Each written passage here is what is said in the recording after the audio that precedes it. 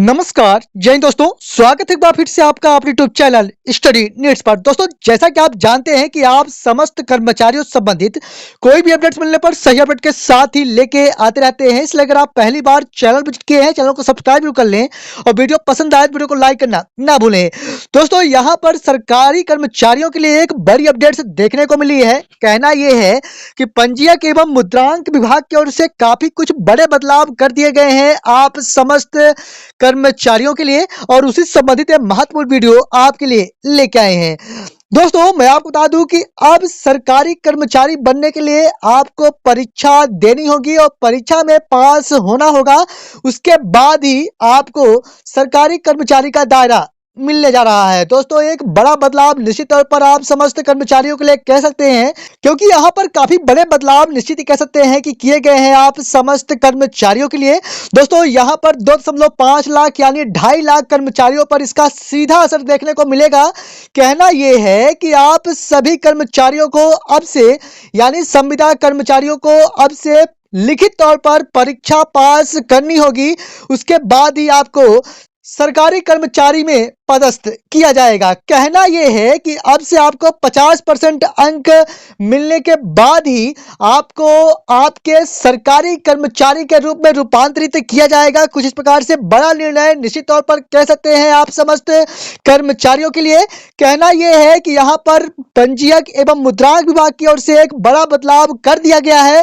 और मैं आपको बता दूं कि अब से संविदा कर्मचारियों की एक और परीक्षा सीधी भर्ती में 50% अंक अर्जित करने पर ही आपको अब से सरकारी कर्मचारियों के रूप में नियुक्ति प्रदान की जाएगी। कुछ इस प्रकार से आपके लिए बड़ा परिवर्तन निश्चित तौर पर कह सकते हैं कि देखने को मिला है, और इसके लिए बदलाव अब कर दिए गए हैं। और निश्चित ही कह सकते हैं कि अब से काफी कुछ नए बदलाव आपको देखने को मिलेंगे। बात आती है कि क्या कुछ नए बदलाव किए गए हैं और क्या कुछ नए नियम रहने जा रहे हैं, इसके बारे में बात करेंगे। तो मैं आपको बता दूं कि 2.5 लाख यानी 2.5 लाख कर्मचारियों के लिए नए नियम अब बनाए जा चुके हैं।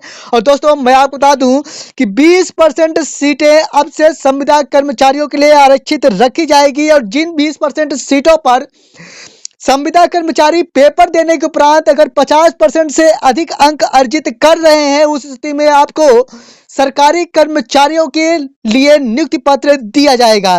कहना यह है कि एग्जाम्पल के तौर पर समझे कि अगर आपके पास 100 सीटें हैं कुल मिलाकर, उसमें से 100 सीटों में से 20 सीटें अब संविदा कर्मचारियों के होने जा रहे हैं, और इस 20 सीटों में आपकी नियुक्ति प्रक्रिया सरकारी कर्मचारी के रूप में लिखित तौर पर पेपर देने के उपरांत और पेपर पास करने के बाद आपको इस 20 सीटों का लाभ दिया जाएगा अगर आप परीक्षा पास कर रहे हैं उस स्थिति में।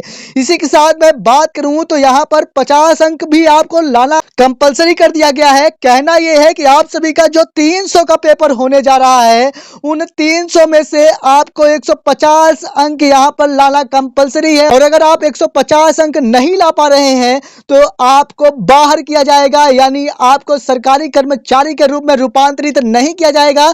निश्चित ही कह सकते हैं कि एक अहम निर्णय लिया जा चुका है पंजीयक एवं मुद्रांक विभाग की ओर से। साथ ही में यहाँ पर आप देख पा रहे होंगे कि 50% अंक से कम आने पर जो सीटें हैं उसे सामान्य सीटों के रूप में रूपांतरित किया जाएगा। कहना यह है कि अगर कर्मचारियों की ओर से 50% अंक नहीं लाया जा रहा है, उस स्थिति में बची हुई सीटों को आपके लिए सुरक्षित नहीं रखा जाएगा।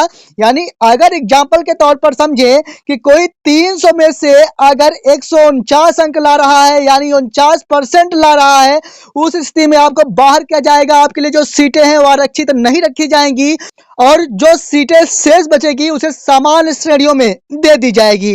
काफी निश्चित ही कह सकते हैं कि बड़ा निर्णय, बड़ा फैसला लिया गया है आप समस्त कर्मचारियों के लिए। साथ ही में इसके बारे में बात करूं तो ST SC के लिए यहाँ पर 10% की छूट दी गई है। और इसी के साथ मैं आपको बता दूं कि 300 अंक की होगी आप सभी की परीक्षाएं। कहना यह है कि आपका जो मैक्सिमम नंबर है, मैक्सिमम पूर्णांक है, वह 300 अंक रखे जाएंगे, यानी 300 अंक आप सभी को परीक्षा से गुजरना होगा। यानी प्रत्येक एक प्रश्न के लिए 1 अंक दिए जाएंगे, या फिर उससे अधिक अंक भी दिए जा सकते हैं।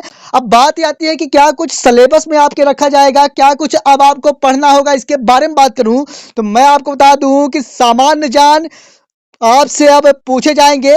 साथ ही में हिंदी के 35 प्रश्न यहाँ पर रहने जा रहे हैं और साथ ही में गणित के 40 अंक, कंप्यूटर व सूचना प्रौद्योगिकी के 35 अंक और साथ ही में सेवा नियमों के प्रश्नों के 40 अंक आपसे पूछे जाएंगे और विभागीय शब्दावली के 35 अंक यहाँ पर इसके लिए भी आपसे पूछे जाएंगे और साथ ही में अधिनियमों के 50 अंक और संपदा प्रणाली के 30 अंक मिलाकर कुल 300 नंबरों का आप सभी का प्रश्न होने जा रहा है। तो निश्चित ही कह सकते हैं कि आप समस्त संविदा कर्मचारियों के लिए अब सरकारी नियुक्ति प्राप्त करना काफी मुश्किल का विषय होता हुआ दिखाई दे रहा है और यहाँ पर काफी बड़ा फैसला, काफी बड़ा निर्णय यहाँ पर लिया जा चुका है और इसके लिए जल्द ही आपके लिए विज्ञप्ति यानी नोटिफिकेशन जारी कर दिए जाएंगे और इसके लिए जो डिसीजन है वो फाइनली लिया जा चुका है, बदलाव किया जा चुका है। तो निश्चित ही कह सकते हैं कि आप समस्त कर्मचारियों के लिए एक बड़ी समस्या देखने को मिली है। दरअसल आप समस्त कर्मचारी या संविदा कर्मचारियों को सीधे एग्जाम से गुजरना होगा। इसके बाद ही आप समस्त संविदा कर्मचारियों को अब सरकारी कर्मचारियों के रूप में रूपांतरित किया जाएगा, नियुक्ति पत्र दिया जाएगा। कुछ इस प्रकार से बड़ा निर्णय यहाँ पर निश्चित तौर पर आप समस्त संविदा कर्मचारी जो कि 2.5 यानी 2.5 लाख कर्मचारियों को यहाँ पर परीक्षा के दौर से गुजरना होगा। इसके बाद ही यहाँ पर सरकारी कर्मचारियों का दायरा मिलेगा।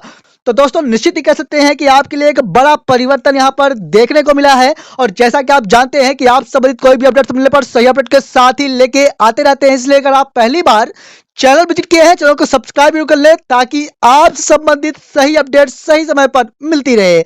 मिलेंगे आप संबंधित एक और नई वीडियो के साथ, तो के लिए धन्यवाद।